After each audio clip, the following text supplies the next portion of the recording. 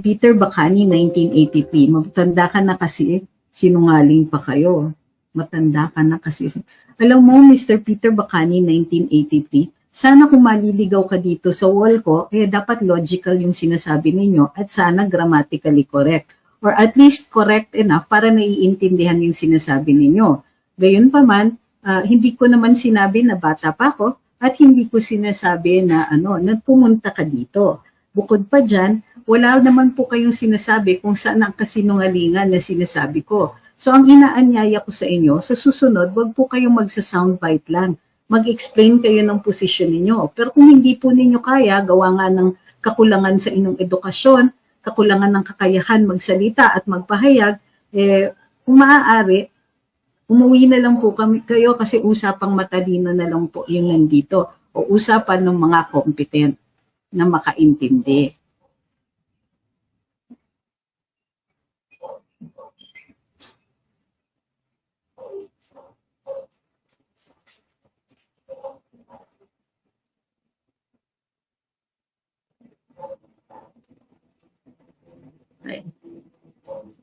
Ang kinainisan ko lang po dun sa reaksyon ng mainstream media, pwede kong pag-usapan yung reaksyon ng mainstream media, pero hindi yung mga ginagawa or salita ng mga kongresista.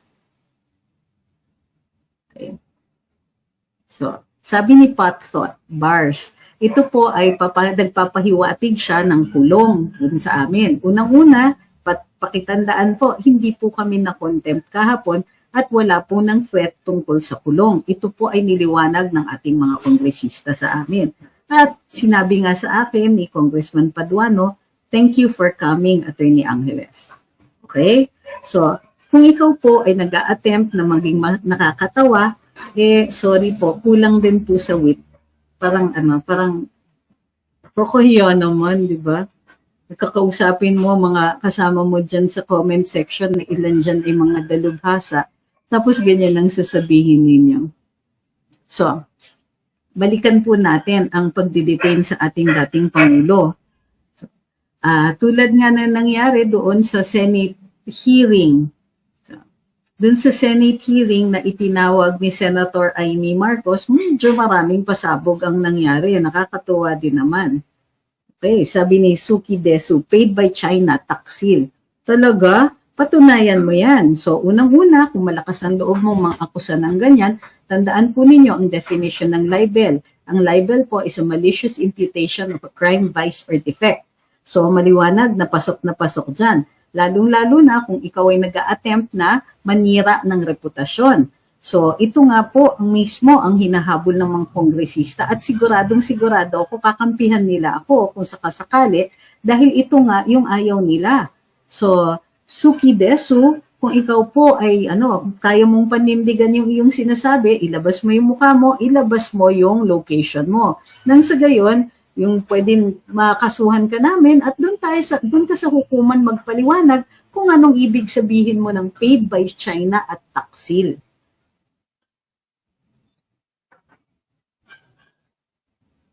Labas nyo. So, yung mga trolls dito, kung magaling kayong mang-akusa, maglabas kayo ng mukha, maglabas kayo ng contact address. Nang sa gayon, maaabot kayo ng aming reklamo. Hindi na namin bubulabugin pa ang Cybercrimes Division ng NBI para i-trace pa kayo. Tapos, kung duwag naman kayo, fake naman yung account nyo at wala kayong mukha, tandaan po ninyo, wala pong credibility yung mga taong ganyan. Wala po kayong basis for saying anything at wala rin po kayong standing na kausapin ako. Bakit naman kita kakausapin? Bakit ka naman papansinin ng mga followers at ibang mga manonood dito kung ikaw ay hindi nag-i-exist bilang tao? Labamba says, bakit po ba di ko nababasa yung mga ungas na comment? Ay, kasi yung iba po nasa TikTok, nasa lang po kayo nasa YouTube kayo Sabi ni Shuna, kailan po karaoke night? Aba, depende yan. Kung matapos ninyo, makuha ninyo yung gift goals natin. Nasa sa inyo yan. Okay. Sabi ni Harry Stamsey, freedom of speech includes the freedom to offend people. Sabi ni Jordan Peterson. Agree naman ako dyan. Kaya nga, dapat tayo rin mahaba ang pasensya natin. Sa totoo lang, maraming beses na maliwanag na mayroong libel na ginagawa ang ibang tao. Pero masyado kong nire-respeto yung kalayaan natin na dapat talaga may puwang sa ating lipunan na pwede tayong magkomento. Maliman yung komento nila, kailangan kaya natin tiisin nang sa gayon protektado din ang ating kalayaan na gawin yun. Sabi ni Bianca, dito kasi TikTok, Trixie. Trixie? Bakit mo ko tini-Trixie? Bata ka pa ba o mas matanda ka sa akin? Gusto ko lang malaman po. Nandito mga Gen Z at matatalino. Ma'am, nasa TikTok naman po ako. Kung hindi nyo napansin, nagla-live nga po ako dito.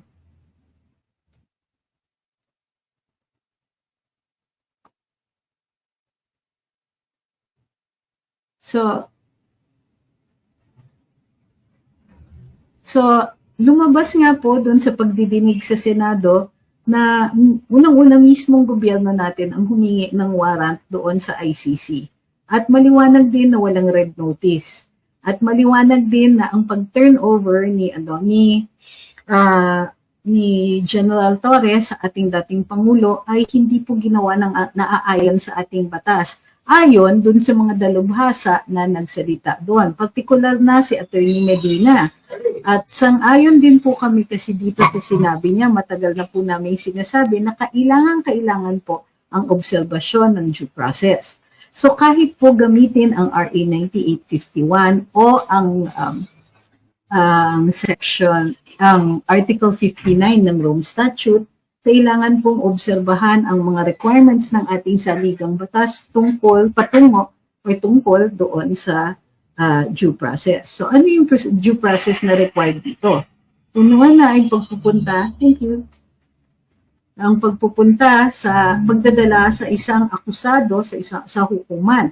Kapag ikaw po ay madideprive ng iyong karapatan, ito po, di ba, no person shall be deprived of life, liberty, or property without due process of law, sabi ng ating saligang batas. Ang due process, lalong-lalo na kapag ang pinag-uusapan dito ay ang iyong mga basic na kalayaan, liberty, hukuman po ang tungo.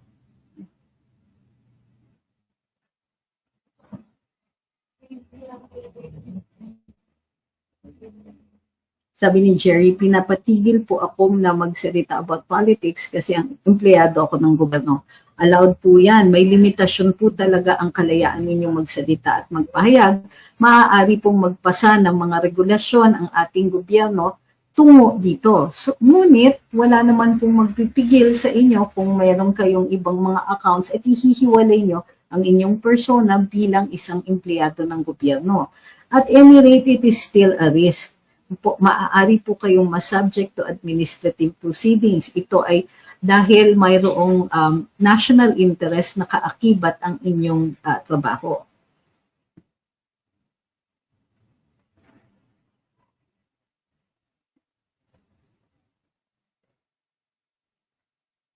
Sabi ni Jessie C, may 29 per kilo lang na rice pero pinapapirma muna bago makabili.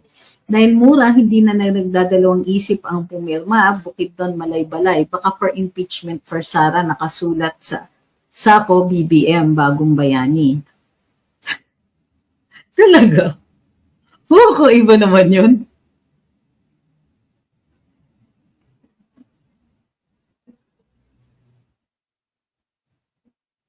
Sabi ni Stan, Busan City, South Korea, may pagtitipon para sa pagsuporta po kay PRD, permit secured, taliwas sa anunsyo ng embahada na bawal daw para sa mga foreigners na mag-rally. Magkano kaya natanggap ng embassy? Bawal ang foreigners na mag-rally. Well, may mga bansa talaga na may batas na ganyan. Tayo sa Pilipinas, meron din pong ganyan.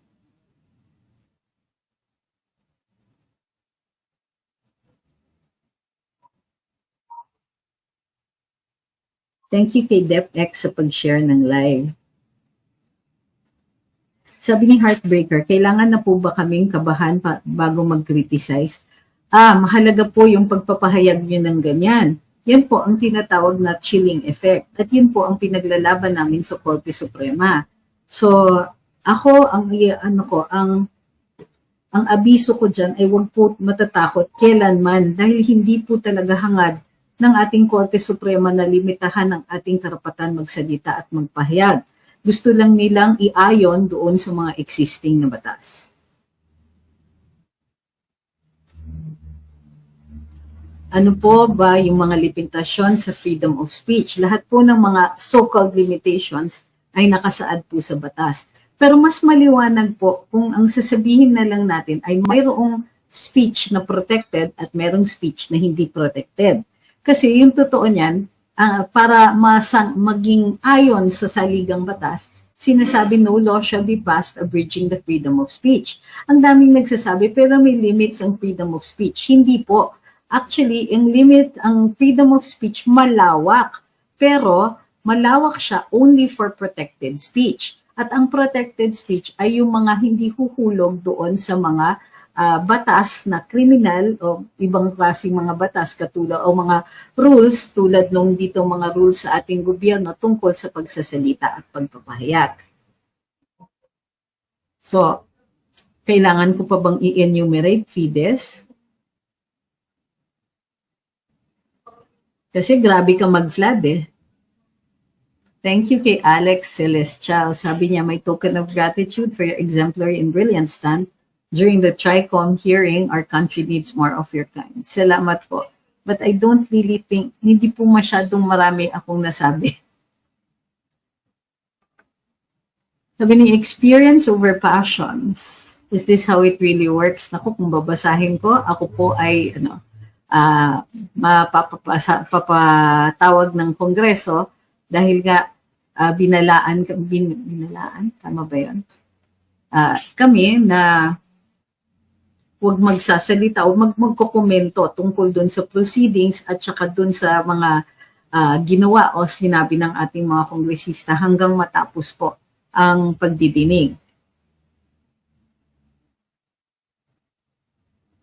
Sabi ni Felix, good day, silent viewer niyo ako at gusto ko talaga kayo, very intelligent. Tanong ko lang, sana may pananagutan ng mga PNP sa ginawa nilang pagpadala kay FPRD sa ICC.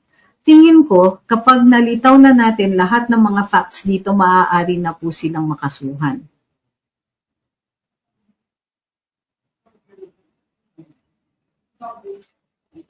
Usually, nasasabing libelous ang isang opinion kapag mayroon ditong mga imputasyon na malicious at public. So, anong ibig sabihin nun?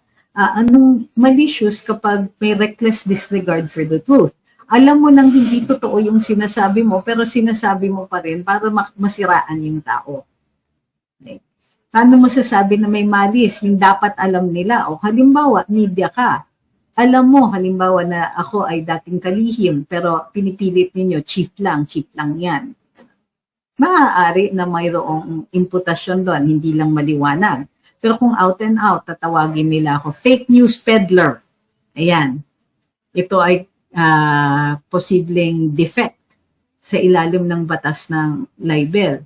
So kung sinasabi nila yon, ngunit hindi naman nila tinignan kung ano yung mga posts ko o hindi naman sila nanood ng mga live at hindi nila nakilatis for themselves kung tayo po ay nagpapahayag ng fake news, then masasabi po natin na ito po ay may malis. Ang malis dito ang tinatawag na criminal malis. Ibig sabihin may intent. Okay? And intent is a thought process. Okay? Natawa ako kasi may pumunta na isang taong siguro may kakulangan sa edukasyon. At sinabing, mali siya, ano ka ba Trixie? Ginanon ako. Unang-una, wala siyang karapatan na tawagin akong Trixie dahil nakatatanda naman ako sa kanya. Pangalawa, hindi ako pamilyar sa kanya. We have never been introduced. So kapag ganon, you will have to address me by my title. Miss Trixie or Mrs. Angeles or whatever it is you want, you may refer to me as Attorney Angeles. But if we have never been formally introduced, then using a familiar name is not within the bounds of etiquette. Pwede kong i-gloss over yon. Pero apparently hindi niya naiintindihan yung requirement of criminal malice. Ito po ay mababasa kung kayo po ay nag-aral ng batas, makikita ninyo na para magkaroon ng isang krimen may mga elemento ito. Unang-una, sa elemento may batas. Pangalawa, may act na naglabag dun sa batas na yon.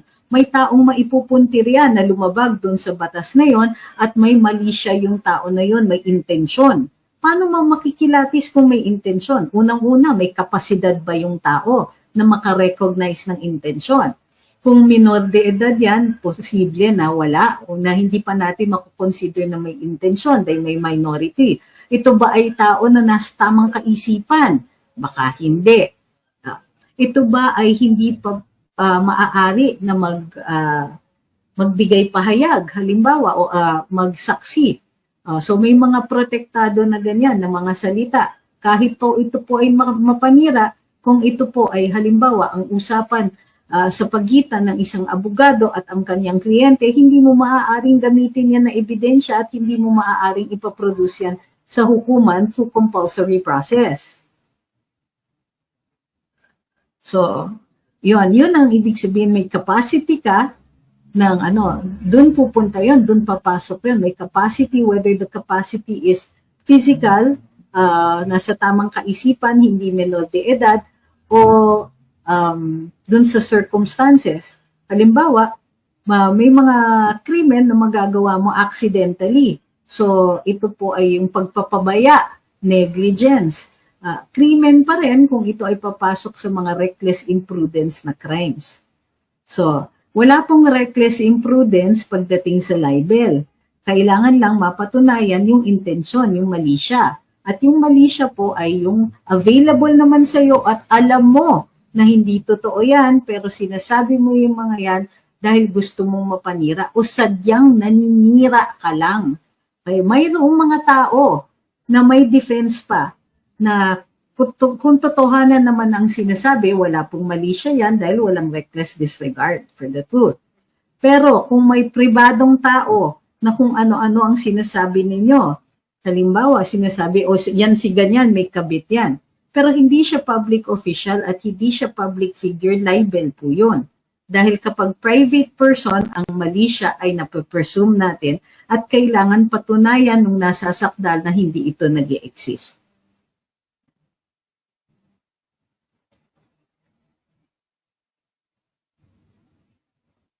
Sabi ni Brian, where did Secretary Remulla lie? Sa interview or sa hearing? Because he was asked sa hearing about sa plano, he said wala daw.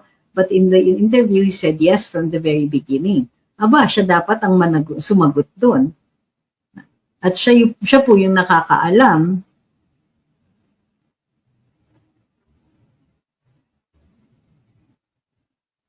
Sabi ni Jungjung, tanong ko lang, sa pagka-aresto kay FPRD, walang video cam si Torres sa dibdib. Di ba operating standard dapat ang arresting officer mayroong video cam for recording? Naiintindihan ko po yon at tama po na mag-question. Posibleng hindi necessarily si General Torre mismo, ngunit yung mga kasamahan niya ay dapat meron pong body cam.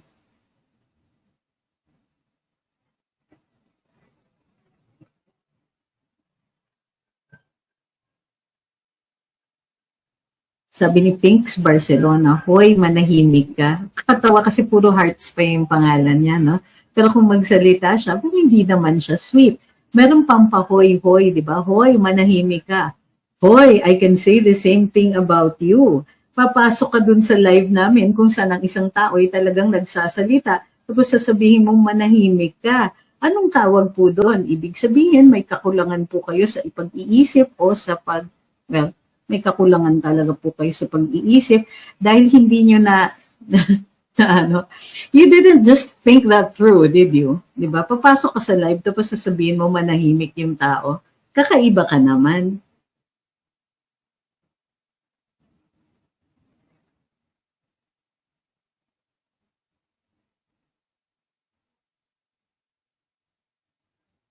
Sabi ni Red Edwards, paninira ba or libelous pag tinawag mga public officials na tanga? Example, may tanga kayong mga Ay nako. Well, depende yan, 'di ba? Kung may pruweba ka, halimbawa, hindi sila nag-aaral o meron silang pinag-uusapan na taliwas sa katotohanan o taliwas doon sa pag-aaral ng mga dalubhasa, ngunit pinipilit niyo pa rin ang iyong posisyon, posible po 'yon. Pero mataas po ang evidentiary requirements, sinasabi ng Korte Suprema, na pagdating sa mga public officials natin, mataas ang kailangan maipresenta ng mga opisyales ang ebidensya ng may mali siya. So, hindi po presumed na may malis yung sinasabi ng isang ordinaryong mamamayan laban sa isang public figure o isang public official.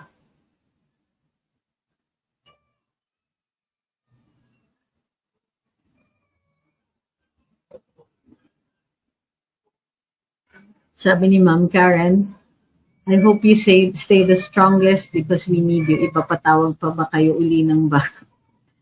Tingin ko hindi na po. Ngayon pa man hindi. Kapag sila po ay nagpadala ng panibagong imbitasyon at available po kami, pupunta pa rin po kami. Or at least ako, pupunta pa rin ako. Sabi ni Okay, itong si Klang Bacosa, nilalagay niya po yung malisyosong pagpapahayag ng, kung hindi po ako nagkakamali, DZMM, o ito yung mga ABS-CBN related na companies or mga broadcasting entities na sinasabing inamin ni dating Presidential Communications Office Secretary na nagkaroon ng seminar sa China ang ilang Pinoy vloggers at social media influencers na karamihan ay pro-Duterte. Ay, hindi po totoo yon. 5 lang po kami at mahigit 1 dosena kami. So, hindi po marami. Number 1. Number 2, hindi po ako ever naging Presidential Communications Office Secretary. Ako po ay kalihim ng press. Press Secretary po ako at ang opisina ko ay Office of the Press Secretary created by Executive Order number 2 issued in June 30, 2022. So, at syempre ang paglalagay nitong si Miss Klang sa ating comment section ay may mali siya. Dahil kanina ko pa po sinasabi na hindi ito totoo. At yung paggamit ng salitang inamin ay hindi rin po totoo. Ako ay tinanong ng isang kongresista at sinagot po ang kanyang katanungan. Never po tinago at ang word na inamin implies na mayroon pagtatago. Noon po kami nasa China ay nag-post po kami tungkol doon sa trip namin. Kung makikita niyo pa rin po ang mga videos doon sa TikTok namin, mas madali po kasing mahanap doon. Pero andun din po sa personal account ko sa Facebook. Okay? So, ikaw po ay malisyosa at hindi po dapat kayo inaalaw sa aming newsfeed, Miss Klang.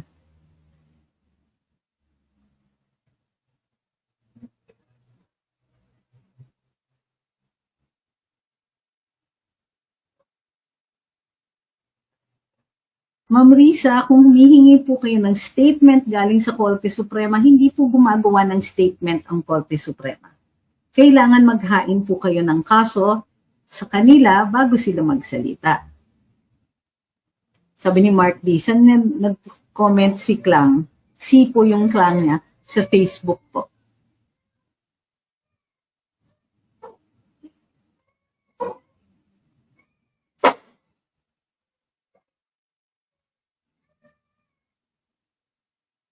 Paano po yung mga marites, kasama din po ba yun sa fake news? So ba, titingnan nga po natin kasi hindi pa po tapos yung pagdidinig. Kailangan mangolekta muna sila ng mga facts. So katulad ng ano ba yung magiging working definition, kailangan din po nilang i-take into consideration yung ibang mga pahayag ng mga dalubhasa na tinawag nila.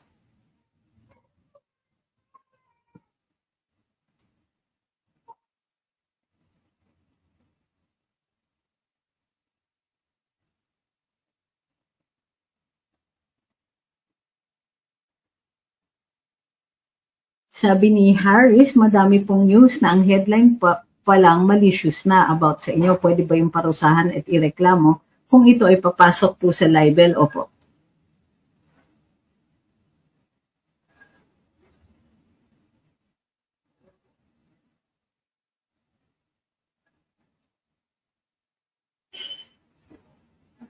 Ma'am Yoli says, we love you, Attorney Pix. Ma'am, thank you very much po.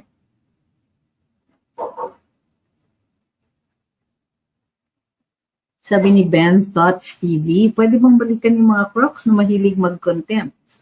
Well, may available naman anytime ang pagdudulog sa Korte Suprema, katulad ng ginawa ni Lincoln Ong nung siya po ay medyo